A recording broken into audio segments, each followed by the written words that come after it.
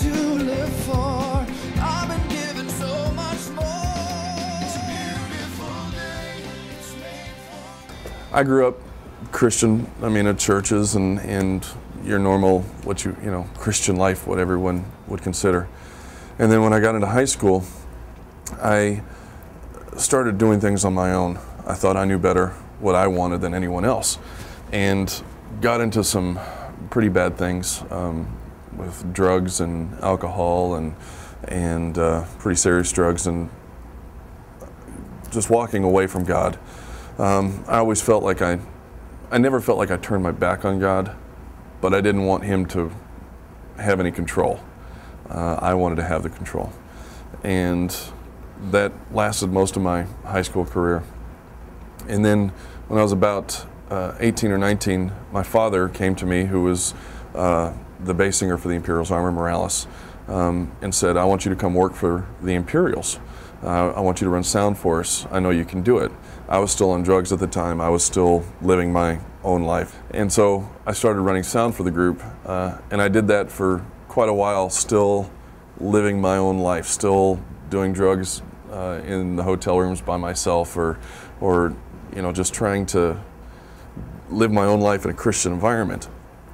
And after a while, I started to see that what my father and the Imperials were singing about and ministering was more than just getting up on stage and singing some songs and getting a check and going home. They honestly were living what they were preaching and really seeking after God. And I remember being in a hotel room one night by myself, and I had my drugs out. I was getting ready to get high, and I heard a voice. And to me it was audible.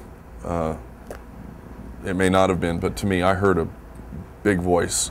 He said, read the Bible. Now the guys like to think it was my dad, like talking through the wall, but in the next room, but honestly, it was God. And I didn't have a Bible. I didn't carry one with me. Usually Bibles and drugs don't go well together. So I didn't have one with me. The only thing I had was what was ever in the hotel room, the little Gideon Bible there. And so I picked it up, and the voice said, read it. And I didn't know what I was looking for. I didn't know what he wanted to say to me, so I just kind of opened it up. And I looked down, and the first verse I saw was, for I know the plans I have for you, declares the Lord, plans to prosper you and not to harm you, plans to give you hope in a future. Then you'll call upon me and come and pray to me, and I will listen to you. You will seek me and find me when you seek me with all your heart. I will be found by you, declares the Lord. And I said, okay. I said, if this is real, if this isn't, hocus pocus or magic or anything like that, I'll throw my drugs away tonight and I'll follow you. But I have two conditions. What did I know? First I said, I don't want to have to go through withdrawals.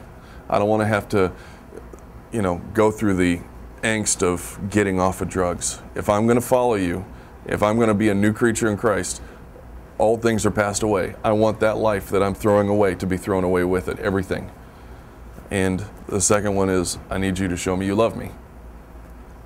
So I threw the drugs away that night, flushed them all down the toilet, and I never went through any withdrawals, never had any kind of flashbacks, never went through anything like that.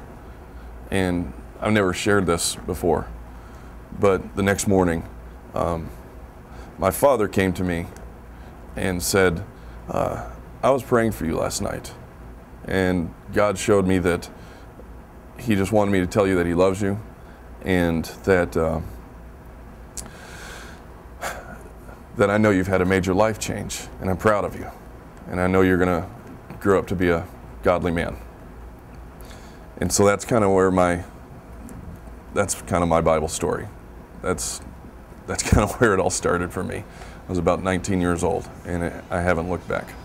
Jesus, you're my King. I'm thanking you for what each new day brings.